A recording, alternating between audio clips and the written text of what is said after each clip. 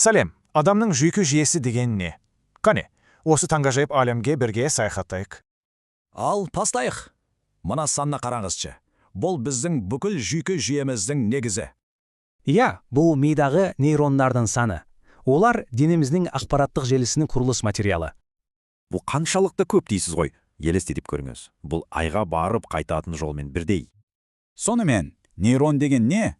Ол ақпаратты қабылдап, өңдеп, жіберетін ерекше жасуша. Оның үш негізгі бөлігі бар. Денесі, сигнал қабылдайтын дендриттер және оны тарататын аксон. Ал 86 миллиард нейрондан тұратын бұл желі қалай жұмыс істейді? Ол екіге бөліні. Орталық жүйе бұл басқару орталығы, ал шеткі жүйе бүкіл денемен байланыс орнатады. Ыстық нәрсеге қолыңызды тигізіп, лезде тартып алғаныңыз есіңізде ме? Бұл қалай болады? Бұл біздің рефлекс орталығымыз жолының жұмысы.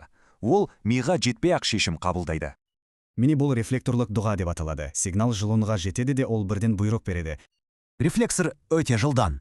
Бірақ күрделі әрекеттер үшін бізге басыда басқару орталығы, яғни ми керек. Ми бір тұтас миші емес. Ол әрқайсысының өз міндеті бар 5 негізге бөліктен құралған.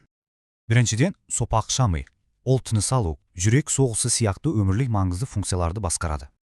Ал мұшық тепе-теңдікпен қозғалыс үшін жауапты. Зақымданса, қарапайым қимылдар қиындайды. Аралық ми біздің ішкі термостатымыз. Ол дене температурасын және эмоцияларымызды реттейді. Ал ең бастысы, алдыңғы ми, ойлау, сөйлеу, есте сақтау, бәрі осында. Енді миымыз туралы бірнеше таңғажайып фактыны біле жүріңіз. Мына пайыз нені білдіреді деп ойлайсыз? Бұл энергияға қатысты.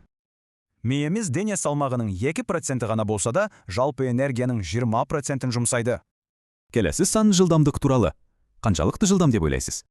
Жүйке импульстері сағатына 400 шақырымға дейін жетеді. Формула 1 көлігінен де жылдам. Ал жадышы, бұл сан сізді таң қалдыратыны сөзсіз. Адам миының сыйымдылығы осындай. Бұл 300 жыл бойы тоқтаусыз видео көрумен тең. Ойланып көріңізші, 2,5 петабайт жадымен біздің ақыл ойымыздың шын мәніндегі шегі бар ма?